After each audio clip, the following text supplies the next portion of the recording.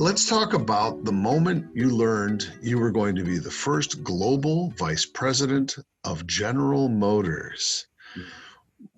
Do you remember the time, where you were, what was going on? What do you recall? Well, I remember because, I had been head of design for 2 years, Right. but it was North America. And since Harley Earl, you had North America and you had other design units around the world, but they did not report to the head of GM design.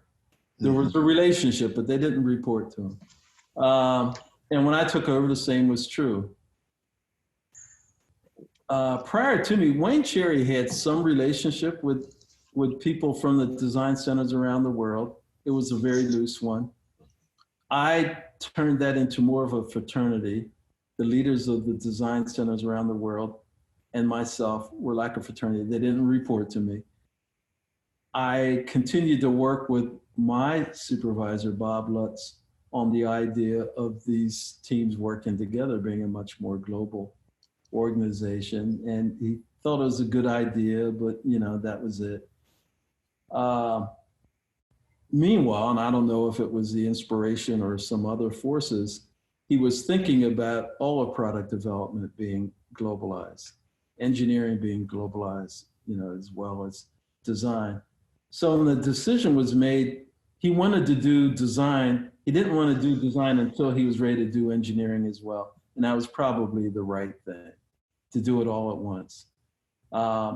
With engineering, it took a lot longer. It's a much larger organization. Design, because I already had this fraternity of the leaders of design, it was like we did that overnight, and they were glad to do it.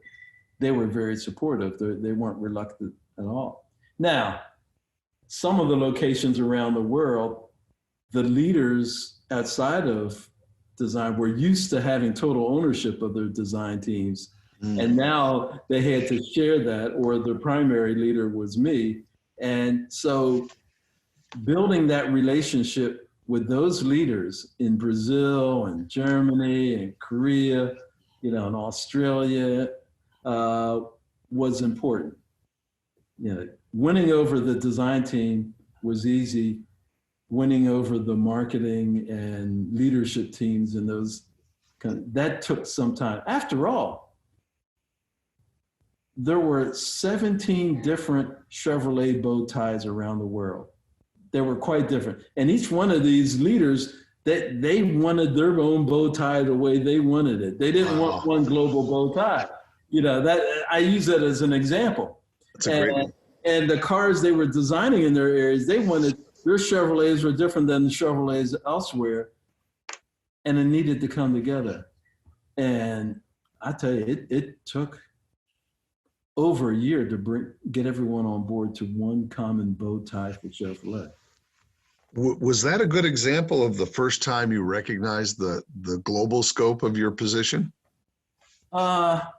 Yes, I did. I must say, when I knew that we were going to become one global organization, I went off to, it sounds kind of dramatic, but I was in a villa on a mountaintop in Italy by myself, and I mapped out the global organization there.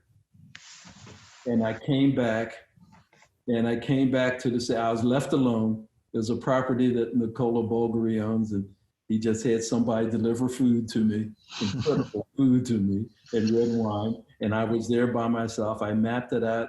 I came back, and then there was a small restaurant in Ferndale, Michigan, Asaji's.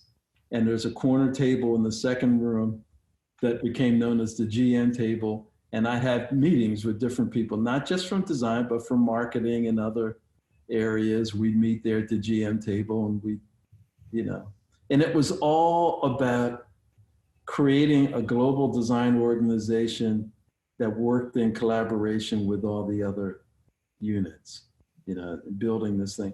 And if anything, I think that it's probably the most important thing that I did at GM.